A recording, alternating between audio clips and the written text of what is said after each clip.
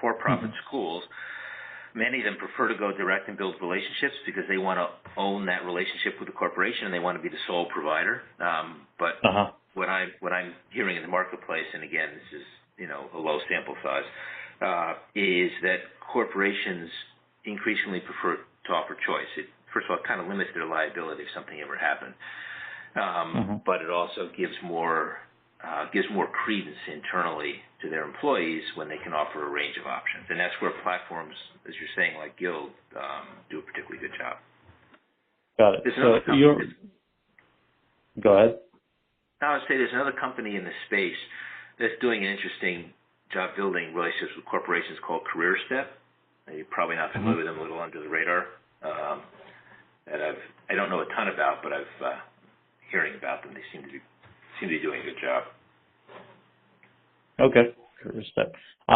So, for example, say your relationship with Lowe's. You mentioned it was through Guild, but is that a corporate relationship that was initiated between Lowe's and your school, and then eventually Guild got on board, or is that something that's just directly been handled through Guild?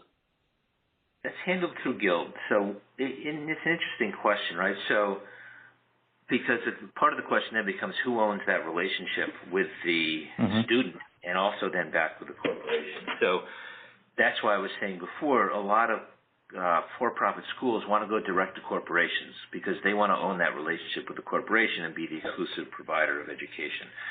What we are choosing to do, and what some other schools are choosing to do, is to go on these platforms.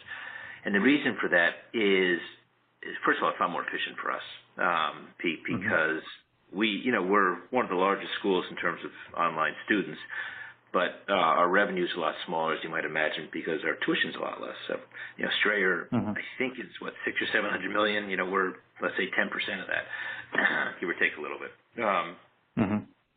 And so for us, it makes a lot of sense to work with Guild, who then goes out and builds relationships. So Guild has relationships with, as I said, Lowe's, Chipotle, et cetera. We do not interact at all with Lowe's. We interact with some of Lowe's employees who are our students, but the primary relationship is owned by Guild. And again, that's a big difference in the model of these platforms. And for us, it's better because, we're not probably going to go direct B2B, except for maybe some healthcare stuff. But for other schools, they are going to try to go direct to get the business themselves. Got it. Okay. So you sort of talked about one side of the coin of training current employees for corporations, but just curious to know, what's been your experience, or what's been a trend that you've seen with regards to injecting new employees into these corporations with the use of for-profit schools. And the use case I'm trying to describe here is essentially a for-profit education school partnering with a company or a corporation that is probably lacking within the skilled trade, say HVAC. And it's basically the for-profit school acts as a funnel to pump new employees into that corporation.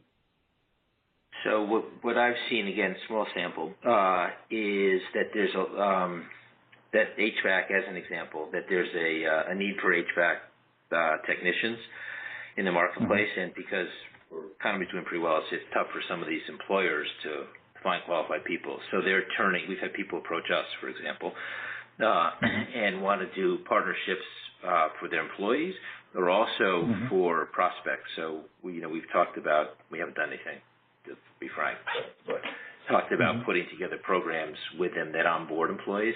And what we have heard from these are small to mid-sized employers, is that it makes a big difference. They're having a really hard time attracting people, and the opportunity to be able to train them and someone coming in, onboarding them, as they would call it, and then developing their skills makes a big difference for employees, because these are people, by and large, who are obviously on the lower end of the socioeconomic scale and might be out of a job, and part of their challenge is, they might have been at a factory for a while, or they just might not have the skills. And so by being able to offer the training in HVAC